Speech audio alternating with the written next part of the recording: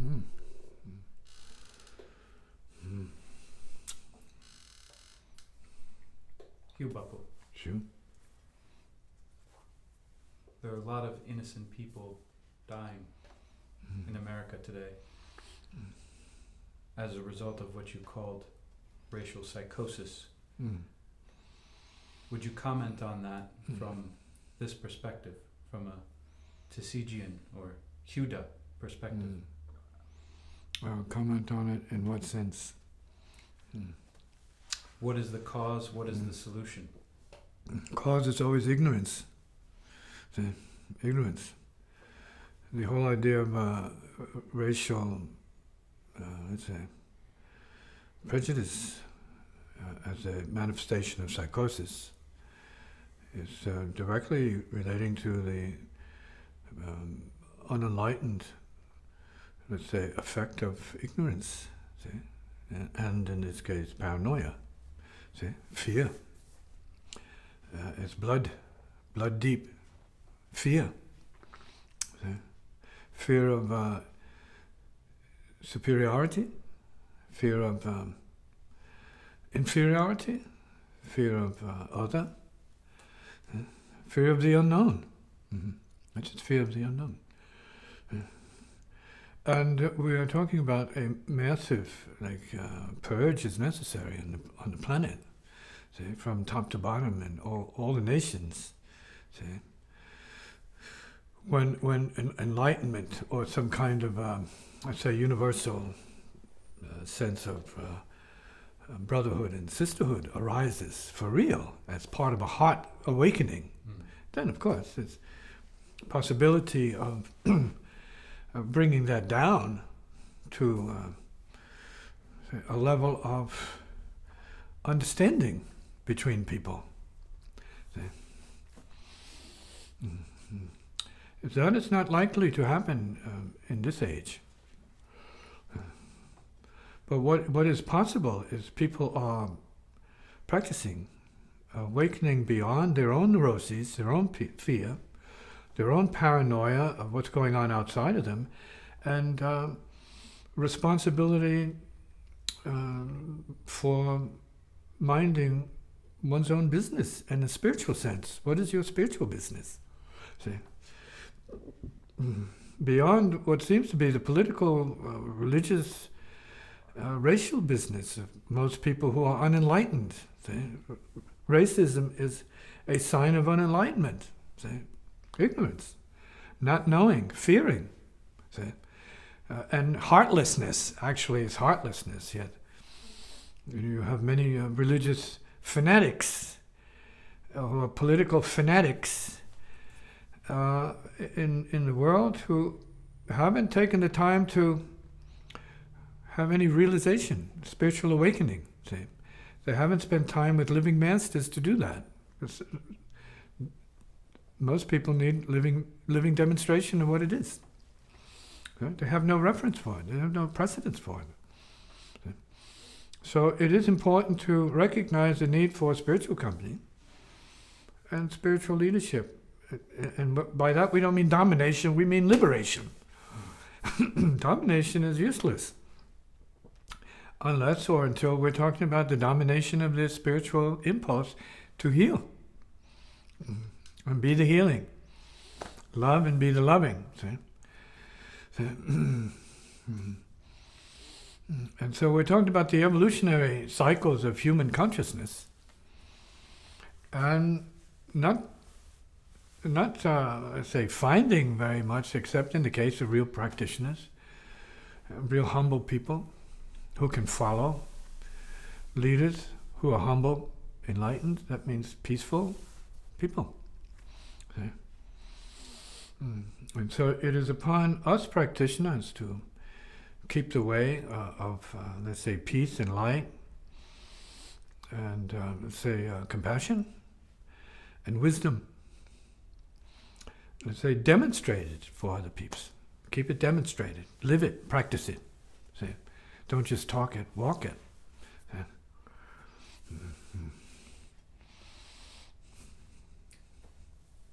The path of spiritual practice tends to be a very individual one. but these broader social problems seem to require some kind of social change, like a new civil rights movement, which some are advocating for or trying to create. Right. Do you think that's necessary, and does it have a relationship? I think with something practice? superior to that. Well, I mean, not superior in a big way, but I mean, something beyond that. We need a spiritual rights movement. What happened to that, peeps? The new, spiritual rights movement. And we can even go beyond that. The true enlightenment rights. You have a right to be enlightened, right? And could be government-sponsored, enlightenment education. Right? Okay, comment. Well, that sounds like a good idea, but to many people who have been hurt, or see their brothers and sisters being hurt, or even to the point of bleeding out in the streets, that might seem that's far-fetched. you see that manifestation there is kind of like Christian territory. Right? This is the work of Jesus, in a sense, right? To go administer to the people. So Christians who are, proud Christians, they should be there doing the job, cleanup, so to speak, right? The repair work, the heart repair work of their Christ, their Lord. And you have the Buddhists and their Lord, the Buddha, and they're meditating. And they are, not falling out and being useless. They're being more or less neurosis-free, which is why they sit. Right? That's what the meditation is about, transcending neuroses and crazy egotism, and awakening the heart, and more or less connecting with a higher principle of intelligence and humanity. And that's what that image is about. See?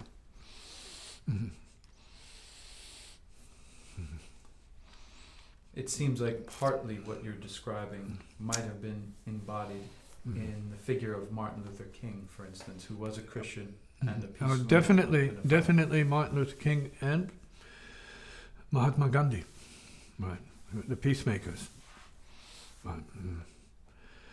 You're talking about the possibility of a massive peace movement, right? But there is high risk. That's like a good sandwich for some people. So, good lunch. So we have to go beyond demonstrations and appearances, and keep working from the inside out. And this is why you have many people doing meditation, which is not about dropping out. It's about tuning in and amplifying certain kind of intelligence to the world and the universe. That's what our potential is. Okay? So going up against other forces is risky. Not that it shouldn't be done. It is being done. And that is proper for certain people to do. Yeah? Certain warriors will go that path. Certain other warriors have to go the inner path. So you have two fields of functioning. You have the external, the physical field of functioning, which is the material field of functioning. But then you have the spiritual field. And it's not that the material is the real one or the only one. People have an inner being, so it's really to reach the inner being of all beings. See?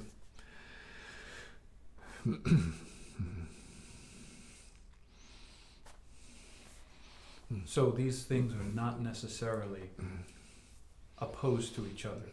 One can be in the world and also Not of it. pursue. Not of it. See, in the world, but not of it.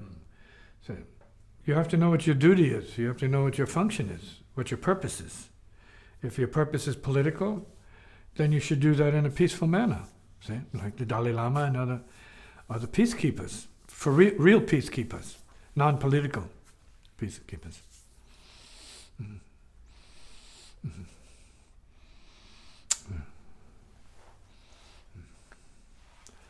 We need compassionate peacekeepers. And it can be done. That's what music is for. Right? It's not like a machine gun. It's I play a six-string machine gun.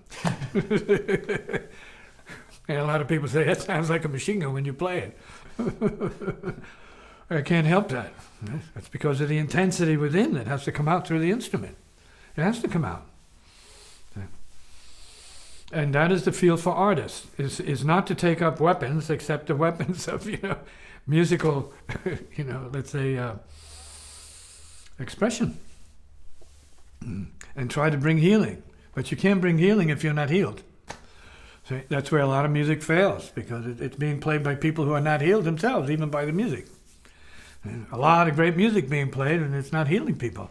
It's making them feel good for the moment, but then after that's over, it's back to karma, back to selfishness. It's back to the world. Back to gravity. Back to pain and suffering, and ignorance and selfishness. Back to that. Back to same old, same old. It's not about this. It's not about the rising into the spirit. It's about the falling into the depths of unhappiness. And in the process, there's no sense of direction. There's no sense of rising and falling. There's just a gravitational sort of life. Gravitated life. When individuals start to understand that they have a higher capability than just everybody else just being on the ground, so to speak. The physical ground.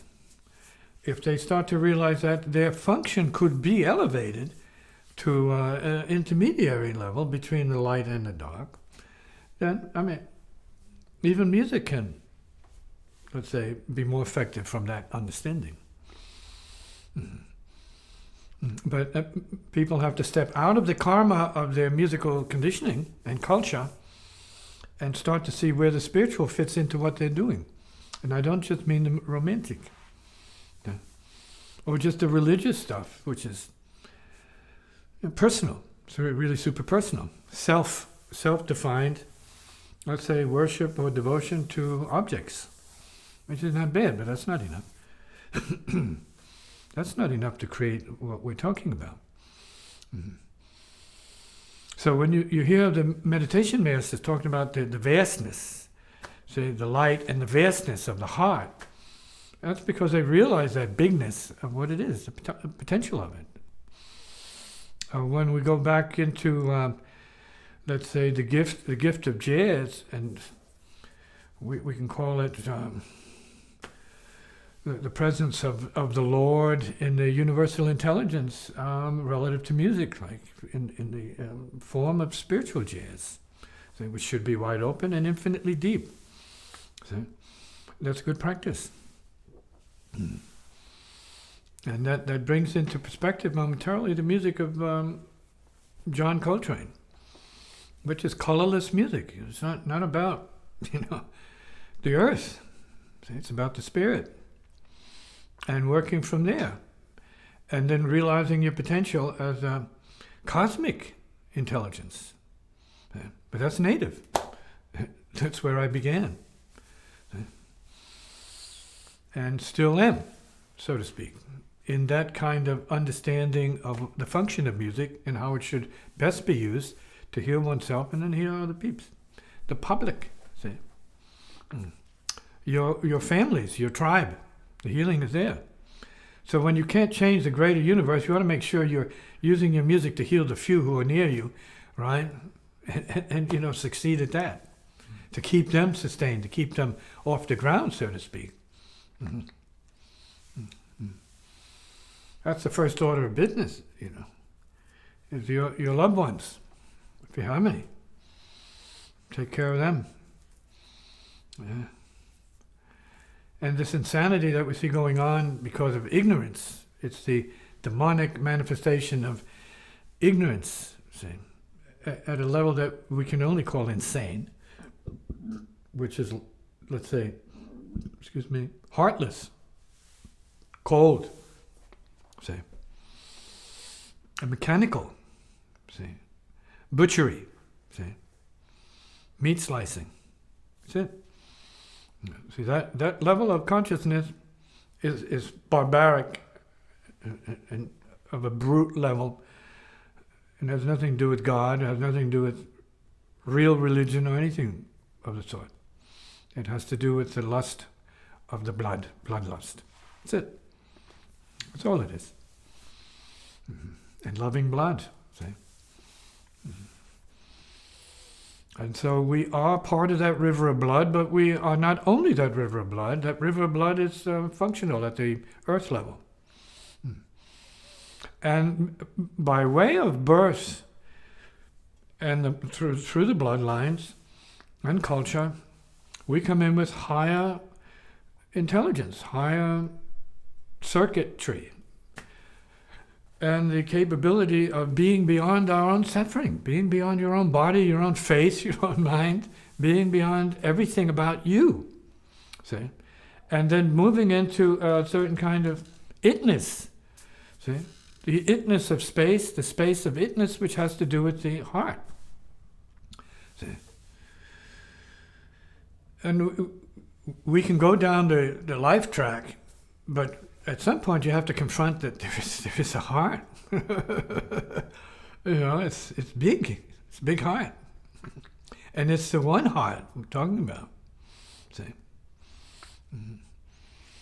It's the heart of human nature. Mankind as such, or humankind. It's the heart of living being. But if you haven't unfolded to that level of resonance, then you don't know what it is. You can't know. See? Yeah. So you can go out and demonstrate, and a few people will understand you. But this is the earth of many, many levels. See? It's a maze. See? From all the universes, they come here, they incarnate here, as well as maybe other earths and other systems. See, they come to this place where you have this physical sort of relationship to the sun or the star. See?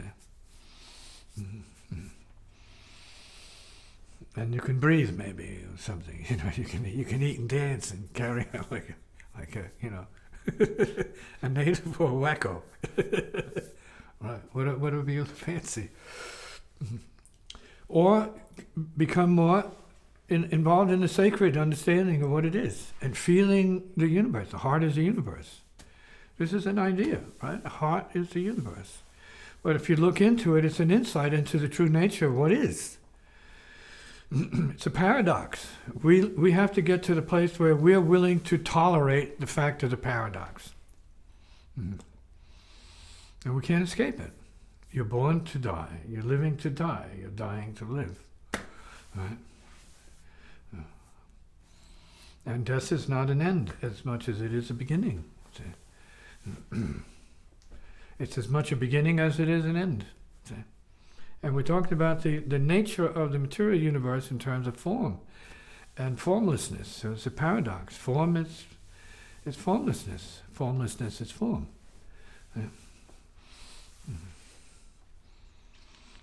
And the natives see it as that in every one is everything, if you know how to see that. And if you can use that kind of intelligence, awareness, or insight to a higher level, then everyone is part of the sacred scheme. But not everyone is conscious as that. And so not everyone is expected to act as that, because they haven't evolved to that place. So as a human, you have the ability to be human and animal, human, more dignified, thinking, talking, walking. And then also, there's this infinite potential beyond that, gravitational, let's say, manifestation that has to do with divine circuitry, the spiritual, the infinite spiritual intelligence that pervades, it's all permeating and pervades the entire universe, everything that is. And yet it's one thing, it's the same thing. So it's a paradox. Come in.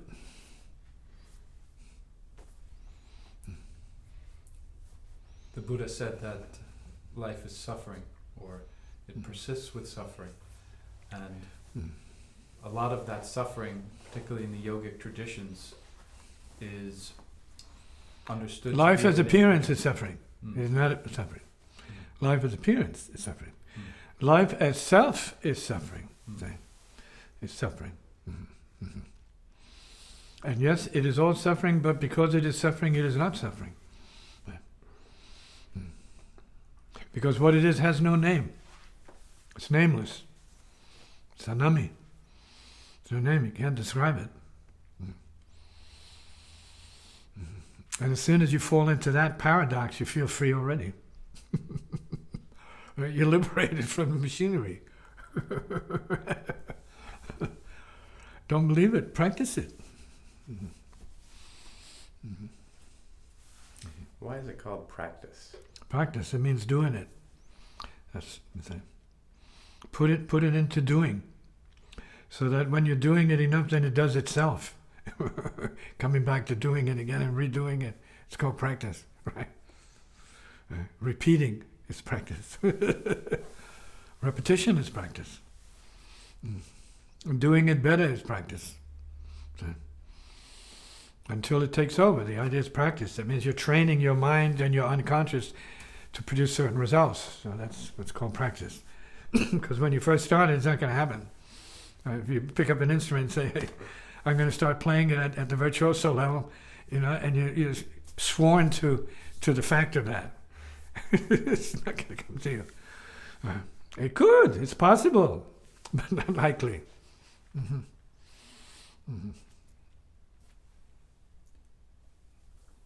We need healing to get over some of that suffering and to find the space. Well, that's what the healing is present.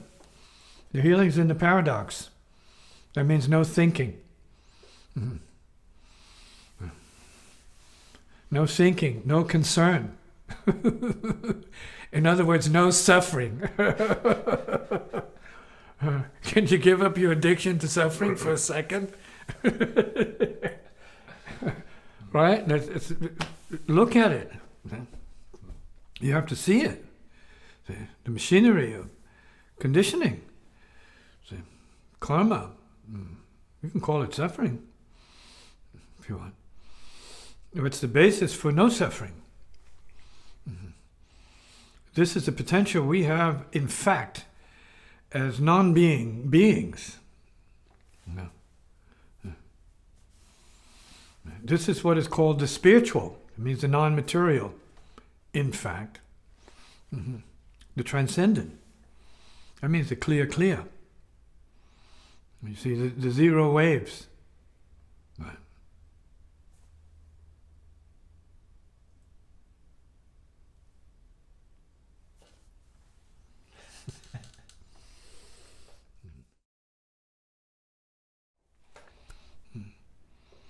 The beginners in this way need to practice. They need demonstration, they need teaching, and they need to know the theory of it, so they can sort of like grasp the logic of creation and creativity, so you know what you're creating. You got to know what you're creating. You got to know what you've created, and you got to know what you're creating and what you need to create. And this takes a certain kind of seeing and hearing and knowing that you start to open to as part of your solution, and seeing beyond yourself and your past relative to your karma conditions and your family training, or let's say suffering, family, blood suffering, say, believing the family code or the doctrine of the family, the limitation, see the cultic limitation or the racial sort of neuroses about it, right? The color factor. See, soul has no color, people. You have to awaken to that. Okay? The heart is the same. Open the chest, what you see is the same. Open the skull, what you see is the same. Peel back the skin, see, and see within. See, the truth. Peel back the skin, the cover. See, peel back the cover. It's the masking, and see what is true. See? Hear the breathing in that person. Is it different? Can you tell what color it is with the breathing? Well, can you tell by hearing the heartbeat that it's a different color? There's no God in the skin, really. The God is in the heart and in the inner brain. See? The light is there. It's true. The real sound is not what is manifest. The real sound is what you can't hear. You have to try to hear. See? You mean you have to be quiet. See? You have to be beyond your body and your mind to be able to hear it. So this is good practice. Going deeper is good practice. Mm-hmm. Becoming more spiritual, that means more liberated from suffering and BS, egotism. Which is not bad. It's part of our masking, it's part of our culturing. So we can wear it like clothes. Oh, I got my ego shirt on today. Okay. And you can throw it off. No, where the laundry basket is for your ego shirt, because it needs a good scrubbing. Huh?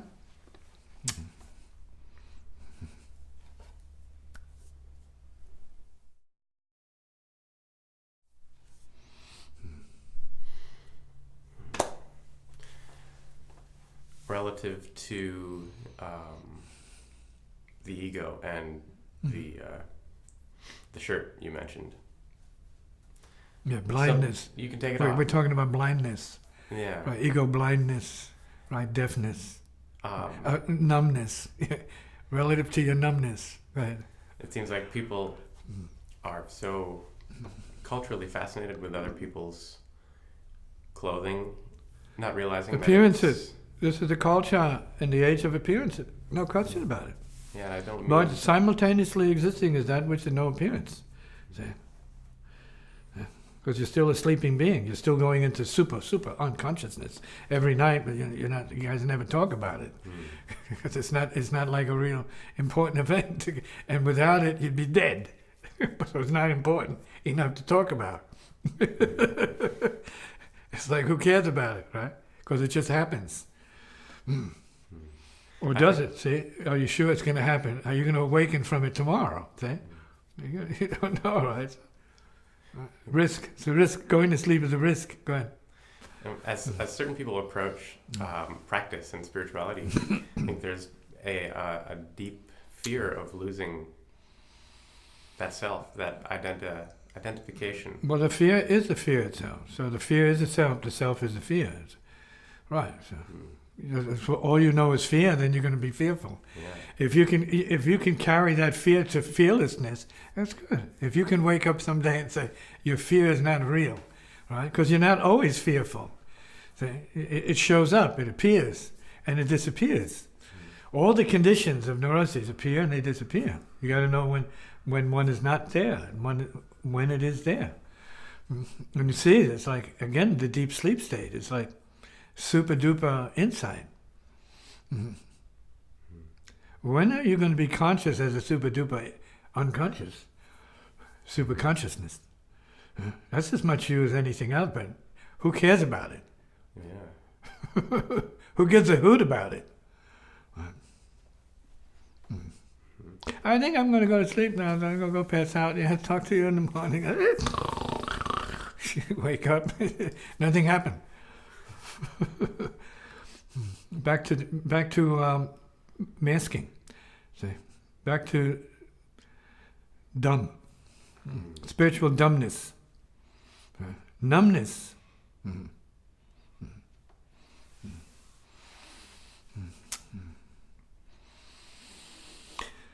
No seeing, no hearing, right? No knowing. Yet that's what the potential is. I mean, that's the true itself. That's living you, but it's not recognized. That's what the true is, but it's not given its recognition. So there's no realization because you've chosen to be less than what it is. So now can you choose to be more with what it is? Then realization starts to become more natural, more native. Say, oh, that's a realization. It's no big deal. The heart is present. Everybody's good.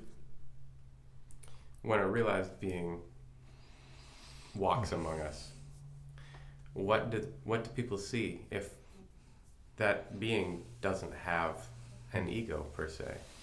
What they see is their own mind. That's all they ever see. That's all they know. That's a good starting place. But you got to know what your own mind is and what it isn't. It's more what it isn't than what it is to you when you're walking and asleep.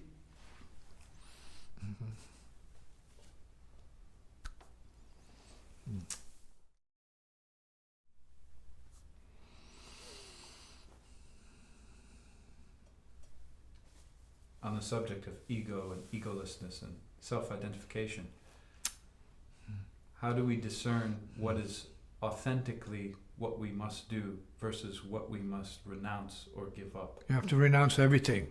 It's that simple. All of it. Do it fast. Do it before you leave here. Now, if that could be a real command in your consciousness, then it could happen. See? That's what I call the burn. Here into doing it. Here into realizing it. Some people can do that. And they change just like that. In a snap, they can shift. The idea is to be able to shift consciousness. So you have to practice knowing that there's consciousness that is shiftable, then knowing what the shifting is that needs to be put into practice, and then manifestation, demonstration, or action. See? And you have to, as a being, not so much as a self doesn't want to hear about any of this. Self is saying, hell no. I like my shtick. I like my BS. My stupidity, my numbness, my idiotness. I love it, right? No, the soul needs to be brought into perspective. See what soul is, see, as spiritual intelligence. It's present. Really present. Right before you. I don't mean sitting here, but before you, all the time.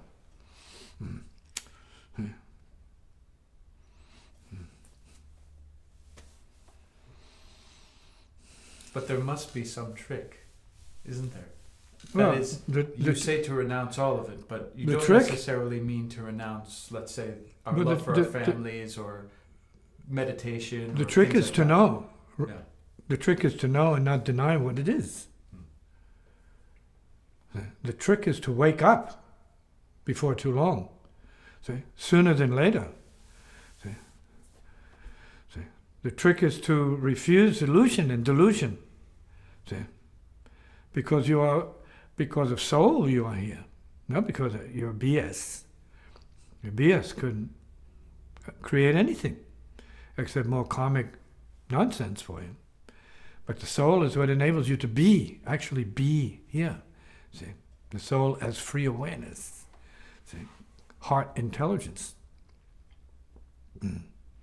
We are needing to be brought back to that in this moment. That's the real, not the blah and the thoughts and the emotions and the propositions and let's say the projections and the concerns and the doubts and the problems. All of that is the noise field, the din of ignorance. See, the world, that is the world in you. Silence is the soul in itself. The soul as itself.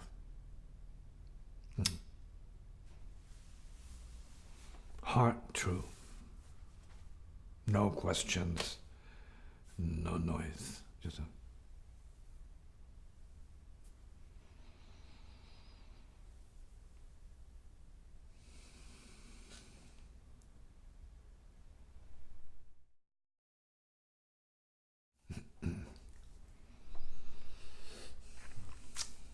Speaking of tricks, how is it that ego is a trick. the ego Ego is a convince- trick that you have allowed, you've agreed to be playing on yourself. Like making it impossible for you to be peaceful. See? It's called a trick of distraction. It's not the knowing, it's the trick of distraction and really not knowing. It's the trick, let's say, of the act of seeking. Not knowing real and seeking unreal. The infinite unreal. Not the infinite real. The infinitely unreal appearances that show up. Which the real knows is real. But the unreal doesn't know. It's unreal. That's such.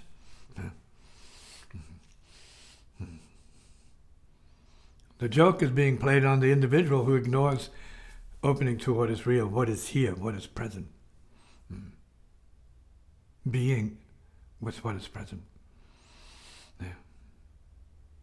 Not from the eyes and the immediate senses, but what is heart present. All pervasively so.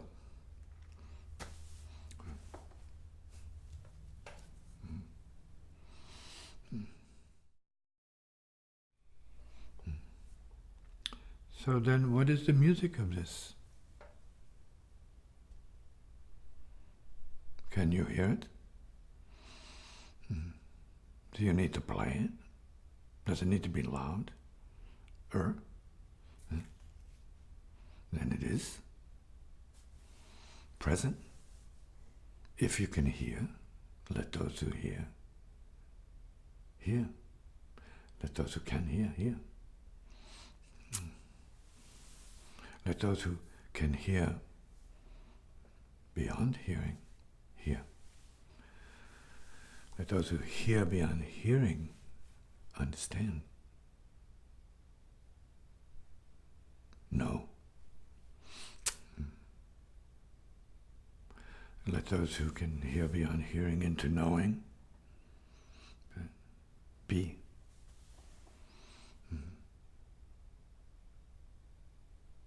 Without being.